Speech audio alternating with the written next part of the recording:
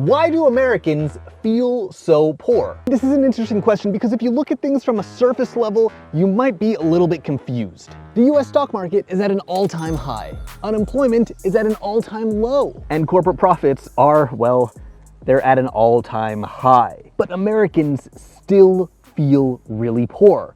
And why is that happening? Why do Americans think the economy is bad? Why many Americans feel unhappy about the economy? Americans are dumber than the rest of the world. Okay, that's something else. Why do Americans feel poor when the country is rich? This is actually a really common sentiment among a lot of my friends who are making a million RMB a year and still feel like they're struggling to get by. But why? How can you be making a million RMB a year and still feel poor? One of the first things that I want to talk about is inflation. Now, this is an advertisement from 30 years ago, and it kind of just rings true to life. They say in 30 years, a burger and fries could cost $16, a vacation $12,500, and a basic car $65,000. No problem. You'll eat in, you won't drive, and you won't go anywhere. I don't even know what they're advertising, but that's really depressing. They weren't completely wrong. A starting car is probably around 25,000, so nowhere near 65. Vacations are definitely getting a lot more expensive, especially if you're traveling abroad, trying to go overseas. You can obviously do road trips and that type of stuff, so it's not gonna cost 12,500, but burgers. Oh my God, burgers are getting really expensive, and it's not that rare to find a $20 burger. Why? So obviously because of inflation, things are going to be getting more expensive, but I don't think people realize how expensive things have actually become. Prices are up almost 40% since 2020. And McDonald's has gotten really expensive too. It's supposed to be fast food, it's supposed to be cheap, but... Hi, could I get a medium Big Mac meal with Sprite? Anything else?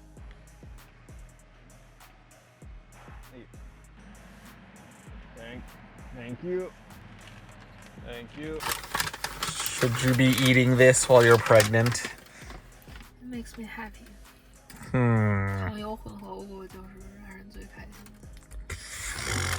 So burger, fries, and a Sprite, that was around $15. In some states it's 18 or even more. And a couple years ago, it only would have been around 10.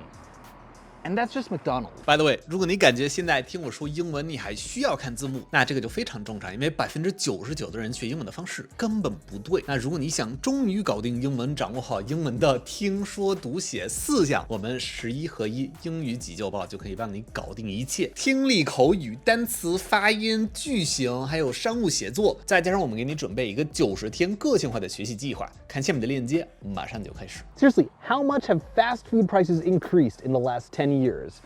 Inflation itself has gone up 31% overall. And, you know, some of the big restaurants like Subway, Starbucks, which, you know, they're not the biggest, most common things when it comes to fast food. They've gone up 39%, already more than inflation. But then you have Arby's, you have Wendy's, Burger King, they've gone up 55%, all the way up to Popeyes, one of my favorite restaurants that, by the way, every Chinese person that I've ever met loves Popeyes, best fried chicken in America, not an ad, but really good. However, it's gone up 86%. And then McDonald's has gone up 100% since 2014.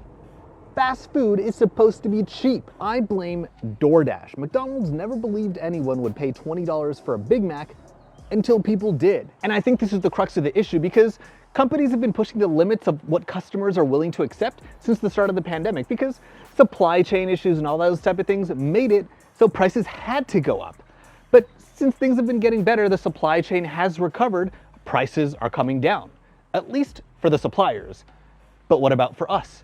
No, because companies realized that people were still willing to pay. So why would they lower the price? Oh, and that's just normal prices. There's also tipping. Tipping is obviously this thing that a lot of people really don't like, but in America, you have to do it if you're at a restaurant, if you're at a hotel, if you take a taxi, if you get a haircut.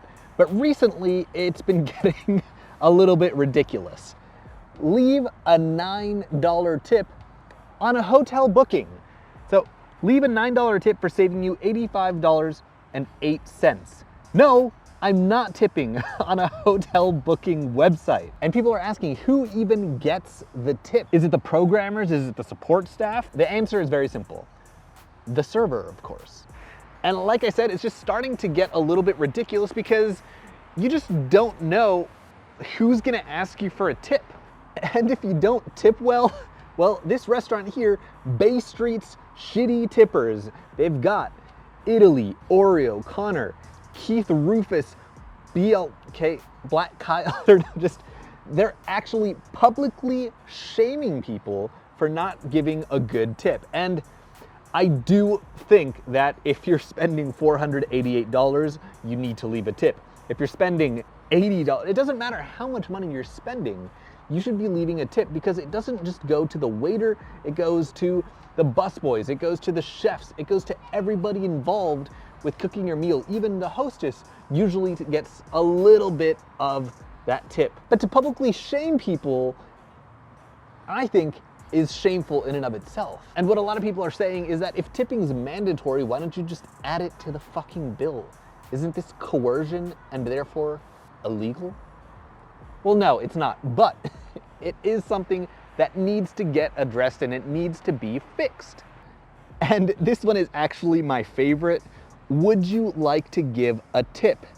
And what are the options here? It gives you 20%, 30%, and 100%, which a lot of people say it's actually a little psychological trick because if you put 20, 30, and then 100, you're obviously not gonna select 100, but you'll choose the 20 or 30, which might be higher than what you would have left initially. However, it also leads to a lot of people saying, if you're even gonna dare ask me for a 100% tip, I'm not gonna leave you a tip at all. And I know people are gonna say, well, it's completely different. You're earning dollars, you're spending dollars, so it's not nearly as bad as you're making it out to seem. However, people's salaries aren't actually increasing. If you look at what's happening in California, in parts of California, $77,000 is considered low income, which is absolutely insane. For a family, like I am married, I'm about to have a son. For a family of 3, if you make less than $99,900 a year, that is considered low income in California, and you would qualify for low income benefits. Salaries just aren't going up. And I actually just saw this article that was saying that some Gen Zers can't believe a $74,000 salary is considered middle class. And some real estate TikTokers actually said that home ownership for many is a very far away dream. It's not as easy as it used to be for our parents' generation or our grandparents' generation, where you could work a minimum wage job or just go to college, get a simple job, and within a couple of years buy a house for yourself. That's just not the case anymore. Now, why are we talking about $74,000? Because in 2022, $74,580 was the median household income. Not even just for one person, the household income. The median salary for one person is, well, not half that. It's around $57,000. And then there's this guy who went on a rant talking about what things are like right now. Can somebody explain to me in crayon eating terms why I make over 3 times the federal minimum wage and I cannot afford to live? 3 times the federal minimum wage. And it hasn't gone up in a really long time. Yeah, state minimum wages keep increasing. The area where I live in Maryland, the minimum wage is around $15 an hour. But the federal minimum wage is $7.25. So this guy is saying he makes around $22 an hour, but he can barely afford to live. And I do not want to hear the pull yourself up from your bootstraps, work 90 hours a week. That's not the goal, guys. That should not be our standard. When my parents were my age, they both made less than half of what I make, and they lived alone. I cannot afford to live anywhere alone. A 1-bedroom apartment, $1,800. 2-bedroom apartment, $2,200. Who the fuck can afford that? And this is probably in like a medium-sized city because I have friends living in LA, in San Francisco, and over there, rent for one person in a tiny little studio apartment could easily cost $3,000 to $4,000. If you want 1,100 square feet, $4,000 in those areas is a really normal price. And let's not even get into New York, where the average price of rent over there is over $5,000 a month. And well, this is just the reason that I wanted to make this video, because I've been seeing stuff like this and discussions like this all over the place. People are just really disheartened. They're not feeling great about their prospects for the future. So here's the skinny of it. The first reason is stagnated income. Between 1970 and 2018, the middle class share of aggregate income fell by 19% in the US. In comparison, the share of aggregate income for upper income households saw a rise of 19%. So what this means is that the middle class in the US is basically getting smaller. They're making less money as a proportion of the entire country, and the wealthy who, have tech companies, who are involved in these industries that make a lot of money, they're getting richer. If you own your own company, you can keep doing everything you want to make it grow and make more and more money. But if you're just working a normal 9 to 5, it's really hard to have your income keep increasing unless you're hopping from company to company. Plus, people's salaries aren't increasing at the same rate as other things that we need to spend money on. The average household income in the US saw just a 16% increase over the last 50 years. In comparison, housing costs increased by 190%, and college tuition shot up by nearly 264%. So the average Joe is having a lot of trouble getting by, and their income isn't increasing at the rate that it would have to be for them to be able to maintain the same standard of living. So what that means is that if you were making $100, now you're making $116.